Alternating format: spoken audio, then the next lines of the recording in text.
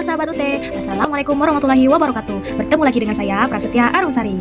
Kali ini saya akan melakukan kegiatan praktikum IPA modul 6 KP3 yaitu telinga. Dengan tujuan percobaan yang pertama yaitu untuk mengetahui bagian-bagian yang menyusun telinga beserta fungsinya. Yang kedua untuk menjelaskan peristiwa yang terjadi pada bagian-bagian telinga yang dilalui getaran suara dari suatu sumber bunyi. Alat dan bahan yang saya gunakan ada gambar struktur alat pendengaran manusia, yang kedua ada lembar pengamatan, yang ketiga ada alat tulis. Telinga merupakan organ pendengaran sekaligus pengatur keseimbangan tubuh manusia. Telinga berfungsi mendeteksi gelombang suara atau getaran mekanis di udara dan mengubahnya menjadi impuls saraf elektrikal yang diterjemahkan oleh otak sebagai bunyi. Baik, langsung saja kita bahas. Berikut adalah gambar struktur telinga manusia. Telinga memiliki beberapa bagian. Yang pertama ada telinga bagian luar, ada telinga bagian tengah, dan bagian dalam. Kita bahas satu-satu yaitu telinga bagian luar. Telinga bagian luar terlihat dari nomor 1 dan nomor 2 yaitu ada daun telinga dan saluran telinga. Daun telinga merupakan lipatan tulang rawan yang bertugas seperti corong untuk mengumpulkan gelombang suara dari lingkungan sekitar dan mengarahkannya ke lubang telinga atau saluran telinga. Sedangkan saluran telinga merupakan lorong sepanjang sekitar 2,5 cm yang berfungsi meneruskan suara ke telinga tengah. Saluran ini menghasilkan cairan lilin atau serumen untuk memerangkap kotoran, debu, dan bahkan serangga agar tidak masuk ke lebih dalam. Kita lanjut ke telinga bagian tengah. Telinga bagian tengah terlihat dari nomor 3, 4, 5, 6, 7, dan nomor 10. Nomor 3 merupakan gendang telinga. Gendang telinga merupakan selaput tipis yang membatasi telinga luar dan tengah. Komponen ini akan bergetar saat terkena gelombang suara. Lanjut ke yang nomor 4. Nomor 4 merupakan tulang martil. Tulang martil menempel langsung pada gendang telinga untuk menerima getaran pertama. Lanjut ke nomor 5, itu ada tulang landasan. Tulang landasan berada di tengah, meneruskan getaran dari martil ke sanggurdi. Lanjut ke nomor 6, yaitu ada tulang sanggurdi. Tulang ini berbentuk sanggurdi kuda yang mengetuk celah masuk telinga dalam.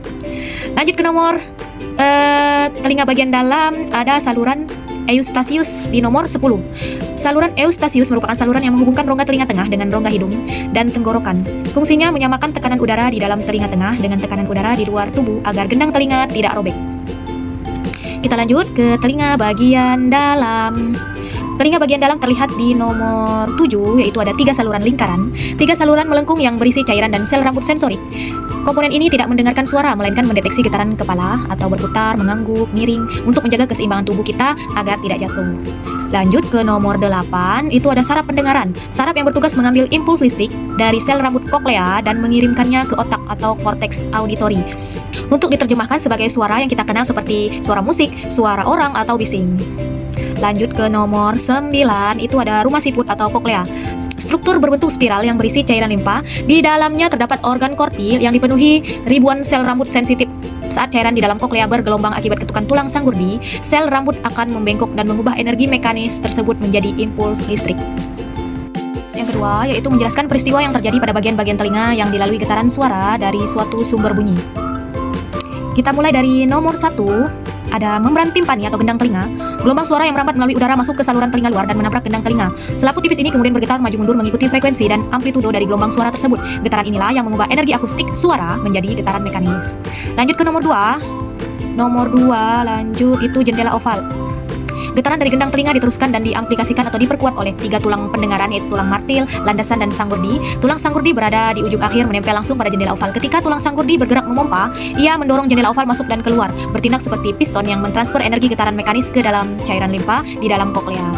Lanjut kita ke nomor 3. Di nomor 3 itu ada saluran skala atau vestibuli atau aliran cairan masuk. Dorongan dari jendela oval menyebabkan cairan limfa di dalam saluran atas koklea bergerak membentuk gelombang tekanan. Gelombang cairan ini merambat melintasi sepanjang lorong koklea menuju ujung pusaran. Guncangan cairan inilah yang nantinya menekan membran basilaris dan membengkokkan sel-sel rambut pada ujung saraf sensori untuk menciptakan impuls listrik menuju otak. Kita lanjut ke nomor 4, yaitu ada saluran skala timpani atau aliran cairan keluar. Setelah gelombang tekanan fluida mencapai ujung koklea, getaran cairan bergerak kembali melalui saluran bawah atau skala timpani menuju arah keluar. Gelombang ini bergerak di jendela bundar atau round window yang melentur keluar untuk meredam tekanan cairan tersebut. Proses peredaman ini sangat penting agar gelombang suara tidak terus-menerus memantul di dalam telinga, sehingga kita bisa mendengar suara baru secara jernih tanpa gema internal. Nah, untuk kesimpulan pada pengamatan kali ini, yang pertama yaitu telinga bekerja sebagai satu kesatuan sistem mekanis dan elektris. Proses mendengar terjadi saat getaran suara ditangkap oleh telinga bagian luar, diperkuat intensitasnya oleh tulang pendengaran di telinga tengah, dan diubah menjadi sinyal listrik di telinga dalam untuk diteruskan ke otak. Yang kedua, dua fungsi utama telinga. Telinga memiliki peran ganda yang sangat vital, yaitu sebagai indera pendengaran, sekaligus sebagai pengatur keseimbangan tubuh melalui 3 saluran setengah lingkaran.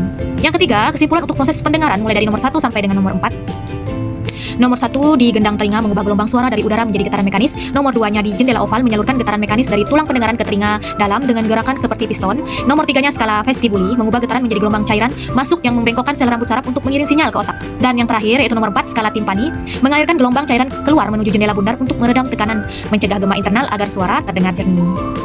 Baik, segitu saja pengamatan yang saya lakukan. Sampai bertemu di percobaan selanjutnya. Terima kasih sudah menonton. Wassalamualaikum warahmatullahi wabarakatuh.